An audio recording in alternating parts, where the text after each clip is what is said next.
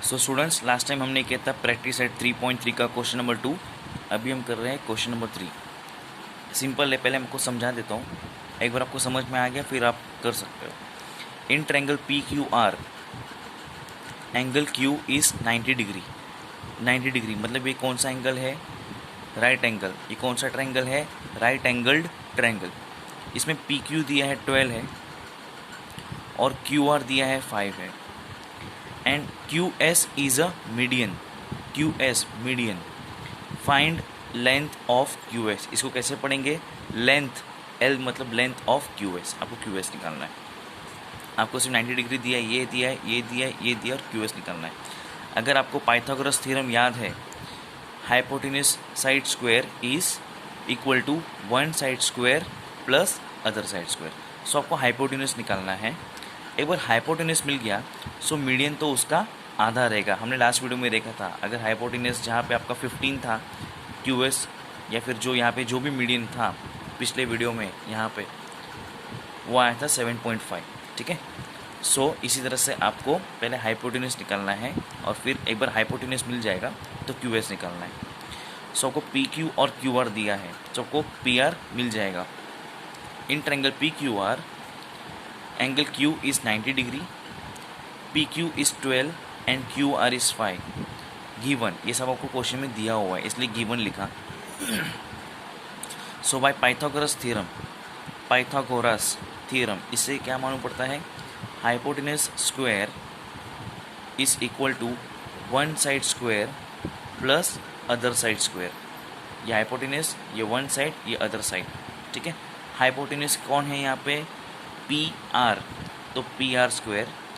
One side square मतलब P Q square और other side square मतलब Q R square.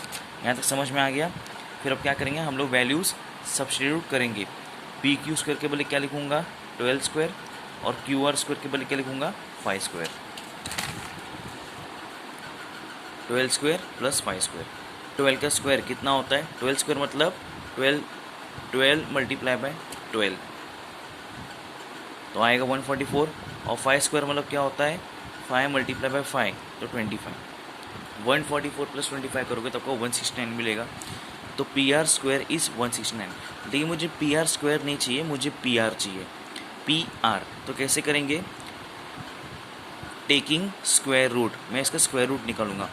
P R square के बदले लिख दूंगा पी आर और 169 को लिख दूंगा square root. I repeat, P R square हो जाएगा पी आर और 169 हो जाएगा स्क्वायर रूट ऑफ 169। रीज़न क्या है? Taking square root. Square root लेने से क्या होता है?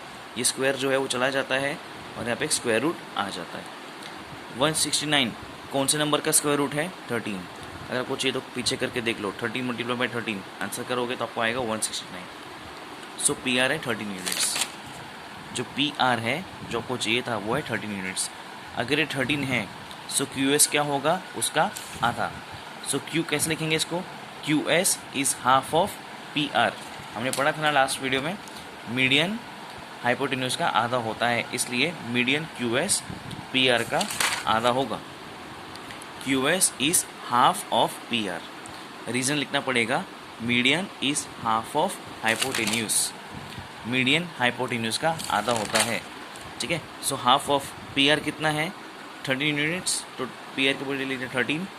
इसको सॉल्व करोगे 2 1 जा और इसको सॉल्व करोगे तो आपको आएगा 6.5 यूनिट्स। ठीक है।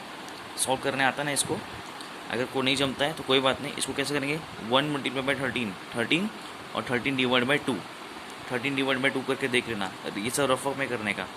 13 डिवाइड बाय 2, यहाँ पे जो आंसर आएगा वो होगा आपका फाइनल आंसर। सो क्यू एस कितना है? 6.5 यूनिट्स। क्यू एस कितना है? 6.5, क्योंकि ये पूरा कितना था? 13, तो उसका आधा कितना होगा? 6.5। ठीक है। लास्ट क्वेश्चन, ये भी कुछ नया है, एक बार ध्यान से देखना। In this figure point G is the point of concurrence. मैं को बता दो ये कॉन्करेंस क्या होता है। ट्रायंगल पी क्यू आर में पी टी मीडियन है जो क्यू टी और टी आर को आधा आधा बना देता है। वैसे ही एक यहाँ से लाइन गई है, मीडियन है, उसने पी और यहाँ से आर को आधा आधा कर दिया। फिर एक आर से भी एक मीडियन गया है जो यहाँ से लेके पी तक सेम है और यहाँ से लेके क्यू तक सेम है, मतलब ये और ये इक्वल पार्ट्स है। सो इस ट्रायंगल में 3 मीडियंस है। मीडियन का जो सेंटर होता है उसको बोलते हैं सेंट्रॉइड। इसमें पॉइंट ऑफ कॉन्करेंस लिखा है जी, उसको कहते हैं सेंट्रॉइड। ठीक है, इसमें आपको और एक चीज़ दिया है, GT है 2.5 और आपको क्या फाइंड करना है, PG कितना होगा और PT कितना होगा।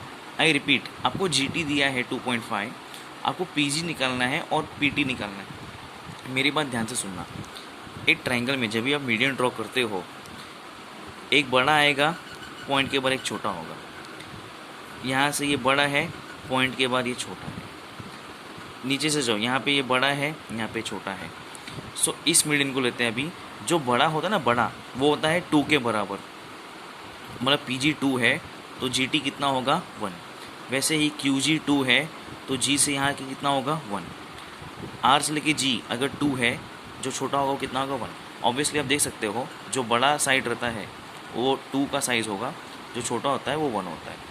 सो ध्यान से सुनना, ये आपको याद करना पड़ेगा। Centroid divides each median. एक सेंट्रॉइड जो होता है वो एक मीडियन को डिवाइड करता है, कितने में, 2 और 1 के रेशियो में। तो वही लिखा है मैंने, centroid divides each median in ratio 2:1। इसको कैसे पढ़ेंगे, 2:1। ठीक है, सो PG कितना होगा 2 और GT कितना होगा 1, क्योंकि PG बड़ा है, GT छोटा है। सो PG है 2, GT है 1। ठीक है, अब इसमें आपको क्वेश्चन में GT दिया है, कितना दिया है 2.5। सो GT के बदले में लिख दूंगा 2.5। ये पूरा का पूरा वैसे का वैसे ही कॉपी करूँगा, बस GT के बदले लिख दूंगा 2.5। GT इज़ 2.5 जो हमें क्वेश्चन में गिवन है। ठीक है, अब मुझे PG चाहिए, है ना। क्वेश्चन में क्या पूछा है, PG। तो PG कैसे फाइंड करूँगा, यहाँ पे 2.5 डिवाइड हो रहा है, वहाँ पे जाएगा तो क्या हो जाएगा, मल्टीप्लाई। 2.5 यहाँ पे PG से डिवाइड हो रहा है, वो इक्वल टू के वो साइड जाएगा तो क्या हो जाएगा, मल्टीप्लाई। नीचे 1 रहेगा, उसका कोई इम्पोर्टेंस नहीं है।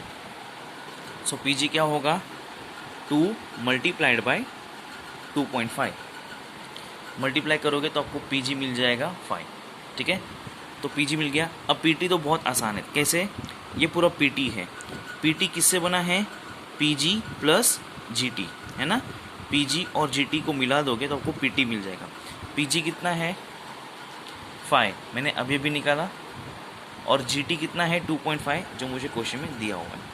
आई रिपीट, PG 5 जो मैंने अभी भी निकाला था, और GT कितना है 2.5 जो मुझे क्वेश्चन में दिया हुआ था। दोनों को प्लस कर दूंगा, 5 + 2.5 कितना होता है 7.5। तो PT कितना आएगा मेरा 7.5। ठीक है, समझ में आ गया। आई होप आपको समझ में आ गया। इसको प्लीज़ प्रैक्टिस करना, है इजी, लेकिन प्रैक्टिस करोगे तो आपका कॉन्फिडेंस बढ़ेगा, एग्ज़ाम और कॉन्फिडेंस के साथ दे पाओगे। ठीक है, वीडियोस देखने से नहीं होगा, देखने में इजी लगता है, लेकिन जब करोगे तो मालूम पड़ेगा। इससे बोलो प्रैक्टिस करना students, don't take it lightly. और अगला प्रैक्टिस सेट करेंगे हम नेक्स्ट टाइम।